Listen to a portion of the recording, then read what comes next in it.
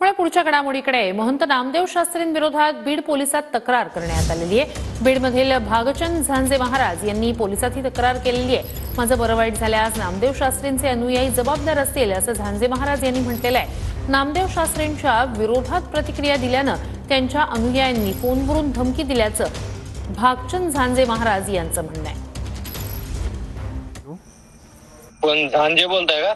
हो बोलतोय। तुम्ही काय स्टेटमेंट दिले सध्या मीडियाला? काय दिले पाहिलं नाही तुम्ही? पाहिलं म्हणून तर कॉल केला ना, नाही तर असं काय गरज पडेल तुमची आम्हाला? काय तुम्ही स्टेटमेंट पाहिलेत का पूर्ण? एक मिनिट बोलणं कळतं का त्यांचं तुम्हाला? ते न्यायाचे आहे कुठं, तुमची अल्पबुद्धी कुठं वापरताय? तुम्ही स्टेटमेंट नीट पाहिलं का? मी काय काय स्टेटमेंट दिले? पाहिले स्टेटमेंट सगळं पाहिले। तुम्ही वारकरी संप्रदायातील व्यक्ती नाही साहेब? तुम्हाला स्टेटमेंटची आम्ही वारकरी संप्रदायातले नाहीत। हा मग त्यामुळे वारकरी संप्रदायाची भाषा तुम्हाला समजणार नाही। काय स्टेटमेंट दिलं तुम्ही? ते नामदेव शास्त्री चुकले, नामदेव शास्त्रीच्या चुका काढा। तुम्ही एवढे मोठे आहेत का?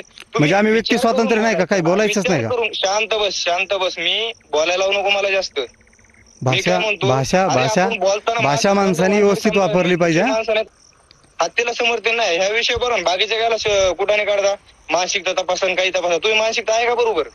हॅलो, तुम्हाला आता कसं आहे, बोललेली भाषा तुमची ऐकण्याची मेंटॅलिटी नाहीये। दुसरी आमची गोष्ट मेंटॅलिटी आणि सांगायची गोष्ट कानात आलो आणि खराब झाली तर मग खराब दिवस पाहावे लागतील। काय होईल?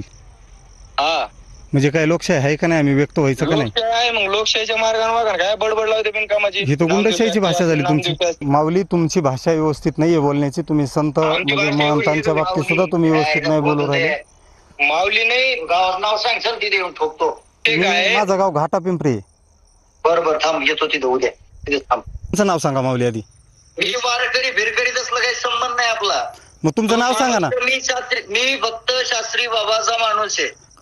नाही येईनात का? पण नाव सांगून आले तर बरं राहिलं असतं, मी तुम्हाला चहा पाणी केलं असतं।